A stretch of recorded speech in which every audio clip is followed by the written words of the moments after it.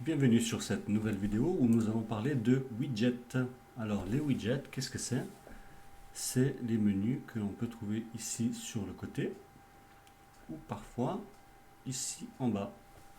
Alors comment est-ce qu'on organise ça? Ici, on voit bien qu'il y a le widget de recherche.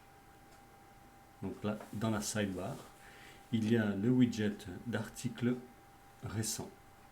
Alors où est-ce qu'on le trouve? On le trouve dans notre back-office, sur Apparence, Widget, on clique dessus et là on voit sur Sidebar, donc la barre latérale, on a les widgets que nous avons vu avant, le widget de recherche, le widget article récent. Si vous voulez ajouter un article par exemple catégorie, il suffit de cliquer, glisser, poser. Vous avez vu, on peut aussi le hiérarchiser comme on veut. Voilà. Donc ici, on va le supprimer et il suffit pour cela de le mettre de côté. Pour ce qui est du sidebar. Maintenant, si nous voulons un menu en bas de page, ici, on voit qu'on n'a pas de menu. Mais admettons que nous voulons un menu. Alors, on pourrait mettre, par exemple, alors on va chercher quelque chose qui est déjà sur notre site. Alors, on va chercher une page. En bas, en pied de page, nous voulons une page. On va choisir une page spécifique. Alors, quelle est cette page ici? Titre de la page. Ok.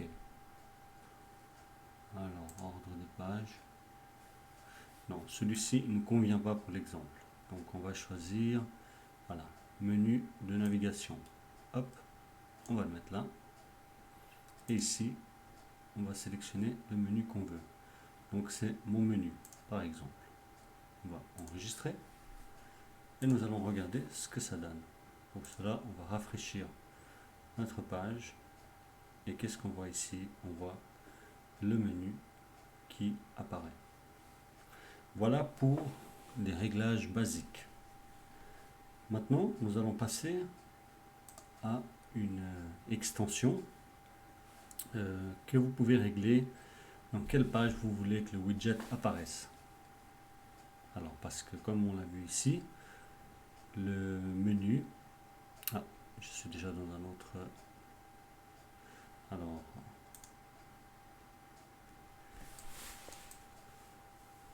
Comme on l'a vu ici, donc le menu, il va apparaître à toutes les pages. Il va apparaître à propos, il va apparaître à blog, il va apparaître contact et service. Donc, il est vraiment partout. Et il est tout à fait possible de le régler, ce widget, pour qu'il apparaisse seulement dans une page que vous voulez. Par exemple, si vous voulez qu'il apparaisse dans la page à propos et la page service. Cela est possible. Pour cela, on doit se rendre dans le tableau de bord, dans le back-office. On va sur extension, ajouter une extension.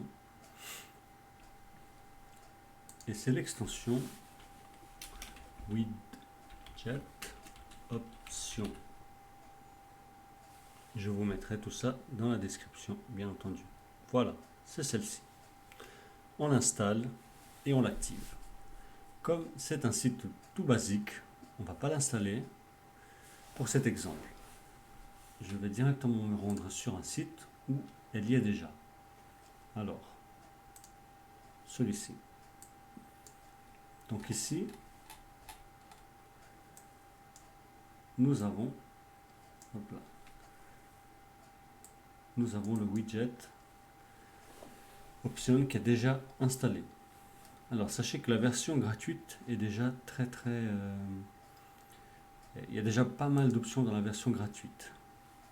Alors, ici, on va prendre le sidebar. Dans la sidebar, nous voyons qu'il y a Ah, pardon, ça c'est l'after content. Donc, dans la sidebar, nous voyons qu'ici, il y a 1, 2, 3, 4, 5 widgets. Si je me rends sur notre site en question, donc on va voir qu'ici, par exemple dans blog, il y a un widget, 2 widgets, 3 widgets, 4. Il n'y a pas les 5. Si je me rends dans un article spécifique, par exemple tout ce qui est en rapport avec le copywriting, je sélectionne et ici on voit qu'il y a le widget recherche, le widget cahier de copie où on peut télécharger un PDF et le widget des catégories. 3 widgets qui sont actifs. Si je retourne dans blog, je vois qu'ici j'ai le widget recherche, j'ai le widget texte que j'ai écrit, j'ai ce widget là où on peut télécharger un autre livre, et enfin la catégorie. Et tout ça, ça se règle depuis ici. Admettons maintenant je prends le widget recherche. Tout simplement, je vais choisir si il n'apparaît pas sur les cases cochées ou s'il va apparaître sur les cases cochées. Et là, je choisis où est-ce que les cases que je veux cocher. En l'occurrence, dans blog et dans... Non, c'est tout pour ici. Voilà. C'est comme ça que l'on va régler les endroits où nous voulons que le widget apparaisse et les endroits où nous ne voulons pas qu'il apparaisse. Donc je vous mets tout ça évidemment dans la description.